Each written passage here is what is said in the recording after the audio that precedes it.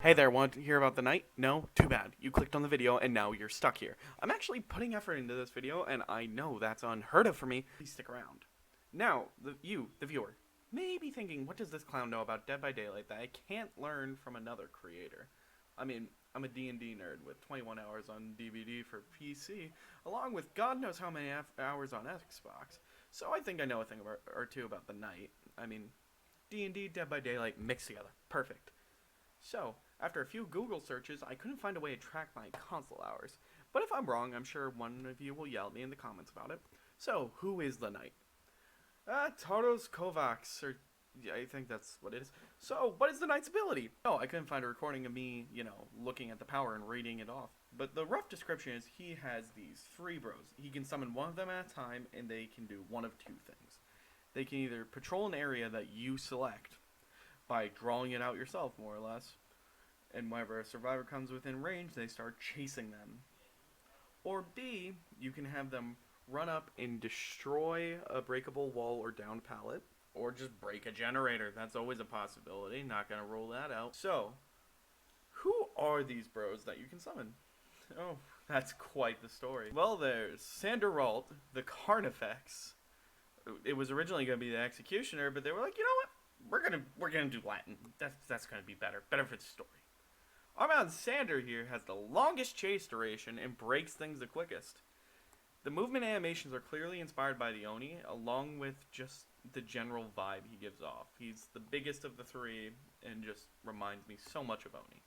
Next off, we have our man Durkos Malekek. Ha, KW. The assassin. He has the quickest chase speed and operates similarly to my favorite killer, the Legion. He sprints towards survivors in his range and inflicts deep wounds upon a hit.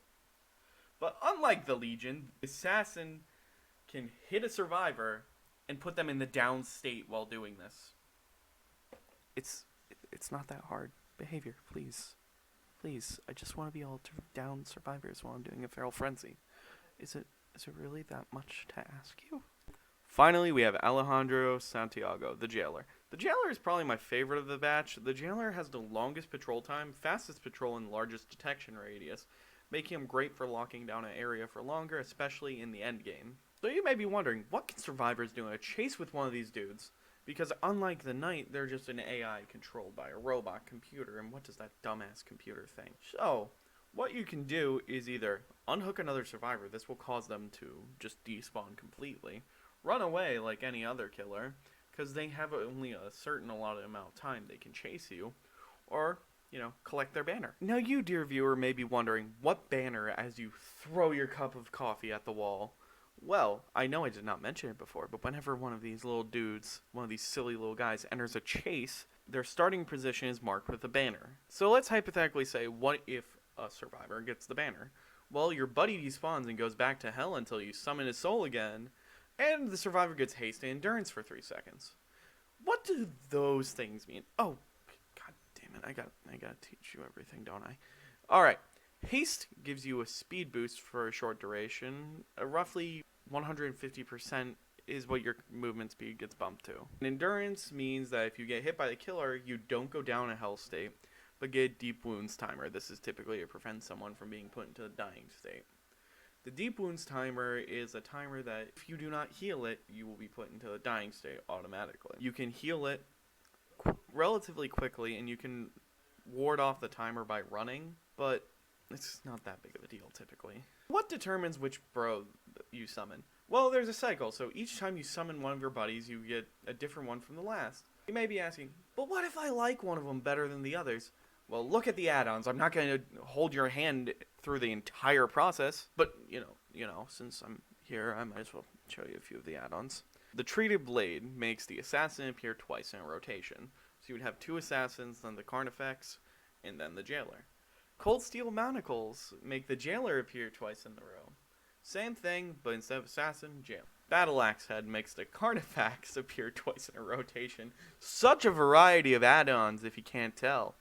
There are other add-ons that do things like increase the speed guards move, increase how long they vibe before despawning, or increase the range that they can move. So if you're an experienced Dead by Daylight player, you'll probably know they're the iridescents, the cream of the crop, the best things that you can get for the add-on. And you're probably wondering, what are the Knight's add-ons? the iridescent ones, the ones that everybody cares about, the ones that, you kind of want. Well, let's get those out of the way. We'll get rid of the one I don't use. I just read the description and I'll automatically decide, no, that can die.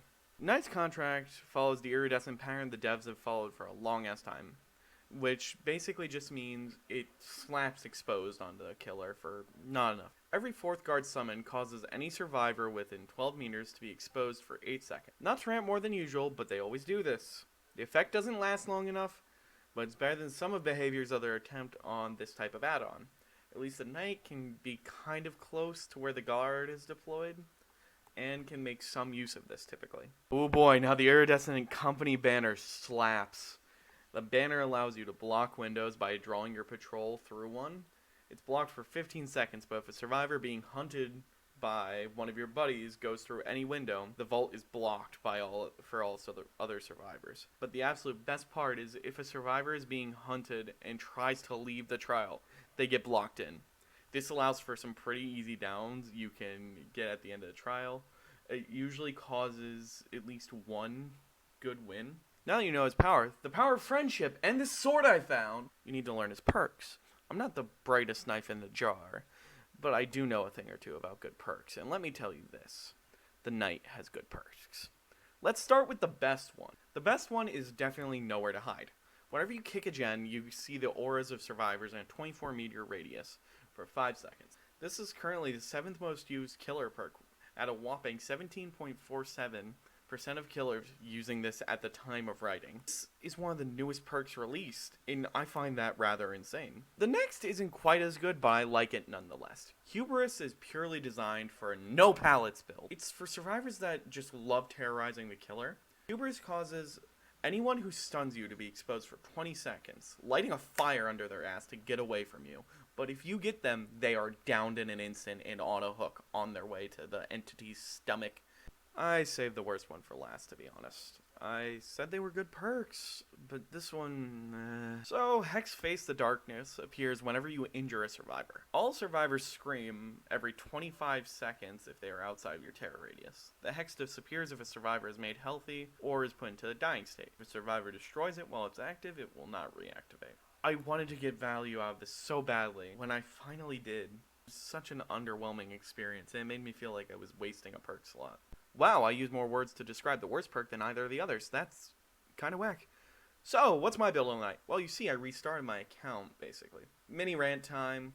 I've played on Xbox for the past 5 or 6 years. I have every killer but the Knight on Xbox, and a ton of other stuff. I came to discover that there was no cross progression, which is a big deal to me since I only use my Xbox for Hulu currently. I play my PC more than anything else.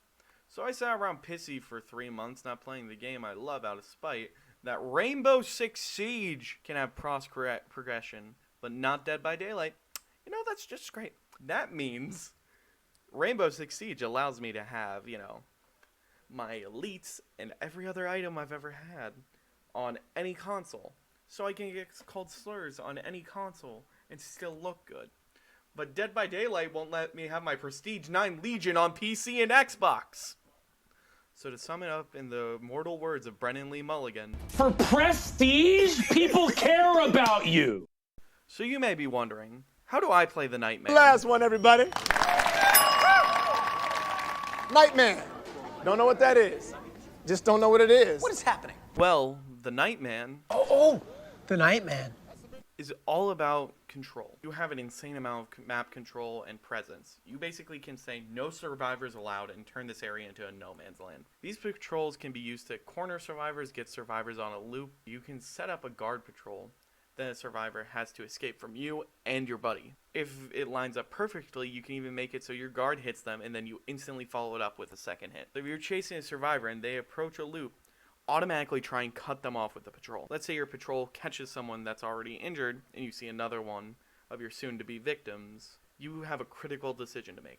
Do you ensure the down or do you take on a new survivor to apply more pressure? I'd say it depends on the other survivor and how much you trust your guard. I recommend go for the new one, but what do I know? I'm a stupid dum-dum that can barely read and edit videos. On the other hand, let's say you're approaching a generator and you hear it's almost done. What can you do? Whip out your power and tell one of your buddies to go and break it. That'll scare off whoever's on the generator and typically give you a chance to swoop in and grab one of them, while your buddy destroys the generator, eliminating any pressure from that. This use of his ability is amazing. It puts so much pressure on everyone, and the only thing I can think of other than the knight that has this pressure is someone like the nurse, the spirit, the blight.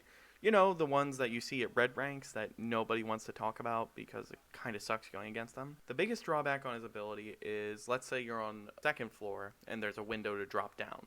You cannot do that while using the ability, but you know, that's only effective on Midwich, the game, Dead Dog. Not a terrible drawback. So, how do I stretch this to at least 10 minutes? I'll steal a Rowby bit. That's what I'll do. I'll tell you the perks I recommend. Yes, genius. All right.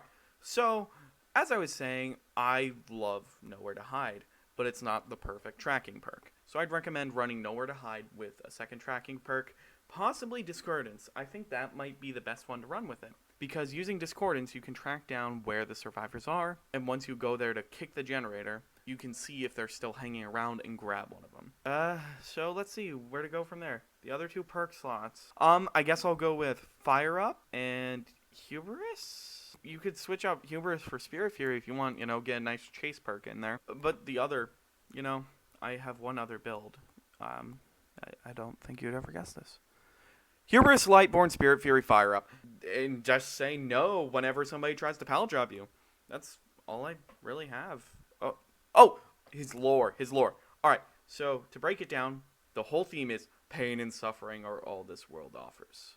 And hell is a better alternative.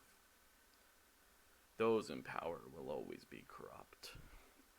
Kind of think the story director at Behavior just read a bunch of grimdark literature and wanted to try their hand at it. So, you know, better than the Hillbillies lore. Not really, I do like Hillbillies lore, I just hate playing Hillbilly. God damn it.